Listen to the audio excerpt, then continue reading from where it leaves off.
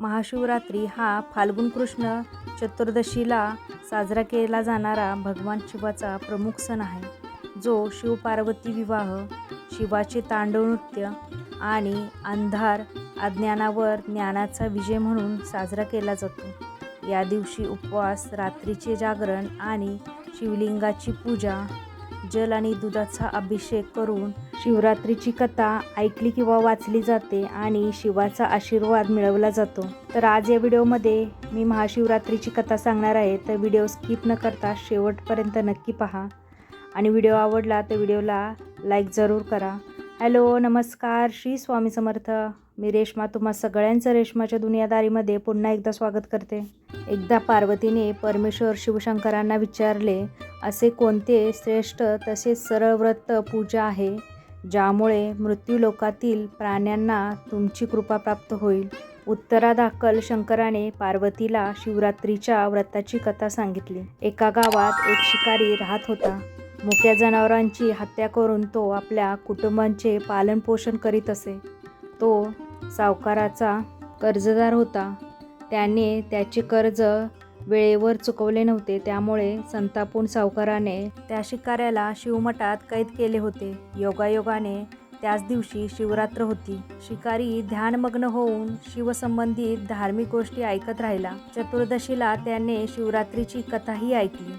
संध्याकाळी सावकाराने त्याला जवळ बोलवून कर्ज फेडण्याविषयी विचारले. शिकारी दुसऱ्या दिवशी सर्व कर्ज फेडेन असे वचन देऊन कैदेतून सुटला. आपल्या दिनचर्येप्रमाणे तो जंगलात शिकारीसाठी निघाला, पण दिवसभर कैदेत राहिल्यामुळे तो तहानभुकेने व्याकुळ झाला होता. शिकार करण्यासाठी तो तलावाकाठच्या बेलपत्राच्या झाडावर मचाण बांधून राहिला.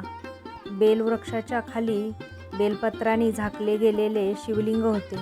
शिकाऱ्याला मात्र हे माहीतच नव्हते. मचाण बनवताना त्याने ज्या फांद्या तोडल्या त्या योगायोगाने शिवलिंगावर पडल्या. या प्रकारे दिवसभर उपवाशी राहिलेल्या शिकाऱ्याचे व्रतही झाले आणि त्याच्याकडून शिवलिंगावर बेलपत्रही वाहिली गेली. एका प्रहरानंतर एक गर्भवती हरीण तलावावर पाणी पिण्यासाठी पोहोचली. शिकाऱ्याने आपल्या धनुष्याने तिच्यावर नेम साधला. तोच तितक्यात ती हरीण बोलली, मी गर्भवती आहे. तू एकाच वेळी 2 जीवांची हत्या करशील हे योग्य नाही. मी आपल्या पिल्लाला जन्म देऊन लवकरच तुझ्यासमोर येईन, तेव्हा तू मला मार. शिकाऱ्याने धनुष्य बाजूला ठेवले आणि हरीण झाडाआड लुप्त झाली. काही वेळाने दुसरी हरीण तेथून निघाली. शिकाऱ्याला आनंद झाला. त्याने तिच्यावर नेम साधला. हे बघून त्या हरणीने त्याला सांगितले की, हे पारधी, मी एक कामातुर विरहिणी आहे. आपल्या प्रियेच्या शोधात भटकत आहे. मी माझ्या पतीला भेटून लवकरच तुझ्याजवळ येईन. शिकाऱ्याने तिलाही जाऊ दिले.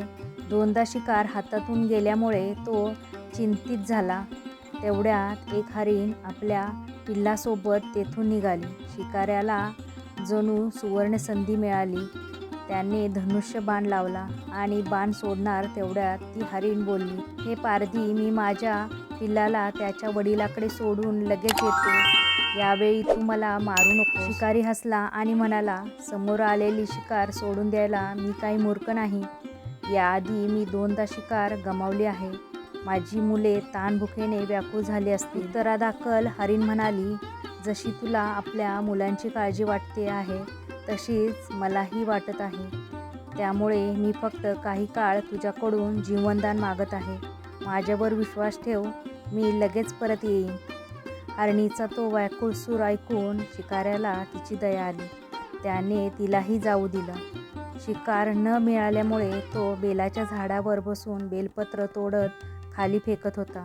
काही वेळाने एक धष्टपुष्ट मृग त्या रस्त्यावरून जात होता. आता या मृगाची नक्कीच शिकार करावी असा विचार केला, पण त्याच्यावर नेम धरला असता. मृग विनवण्या स्वरात म्हणाला, हे पारधी, जर तू माझ्या आधी 3 हरणींना मारले असशील तर मलाही मारण्याकरिता वेळ घालवू नकोस. म्हणजे त्यांच्या वियोगात मला एकही क्षणाचे दुःख सहन करावे लागणार नाही. मी त्यांचा पती आहे आणि जर तू त्यांना जीवनदान दिले असशील तर मलाही काही क्षणासाठी जीवनदान देण्याची कृपा कर. मी त्यांना भेटून तुझ्यासमोर हजर होईन. मृगाचे बोलणे ऐकून शिकाऱ्याच्या डोळ्यासमोर संपूर्ण रात्रीची घटनाचक्र आले. त्याने सर्व कथा मृगाला ऐकवली. तेव्हा मृगाने सांगितले, माझ्या तिन्ही पत्नी येथून वचनबद्ध होऊन गेल्या आहेत. मात्र त्या माझ्या मृत्यूनंतर आपल्या धर्माचे पालन करू शकणार नाही. त्यामुळे तू मला आता जाऊ दे. मी त्यांना घेऊन तुझ्यासमोर हजर होतो. उपवास, रात्रीचे जागरण तसेच शिवलिंगावर बेलपत्र चढविल्यामुळे शिकाऱ्याच्या हिंसक हृदयाचे निर्मल हृदयात परिवर्तन झाले होते. धनुष्य त्याच्या हातातून निसटले. शिवाने त्याच्या हृदयात बदल घडवून आणला. त्याला आपल्या भूतकाळातील कर्माचा पश्चाताप झाला. थोड्याच वेळात मृग सपरिवारासकट शिकाऱ्याच्या समोर आला. या प्राण्यांमधलं प्रेम पाहून शिकाऱ्याच्या डोळ्यातून अश्रू व्हायला लागले.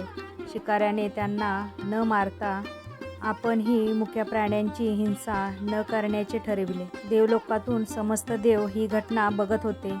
घटनेची परिणिती झाल्याबरोबर देवी देवतांनी फुलांचा वर्षाव केला. तेव्हा शिकारी तसेच मृग परिवाराला मोक्षप्राप्ती मिळाली. तर तुम्हाला महाशिवरात्रीची कथा कशी वाटली नक्की मला कमेंटमध्ये सांगा. जर तुम्हाला ही कथा आवडली असेल तर जास्तीत जास्त लाईक करा, शेअर करा, सबस्क्राईब करा. पुन्हा भेटूया आपण उद्याच्या नवीन व्हिडिओसोबत. तोपर्यंत सगळ्यांना श्री स्वामी समर्थ. जय जय स्वामी समर्थ.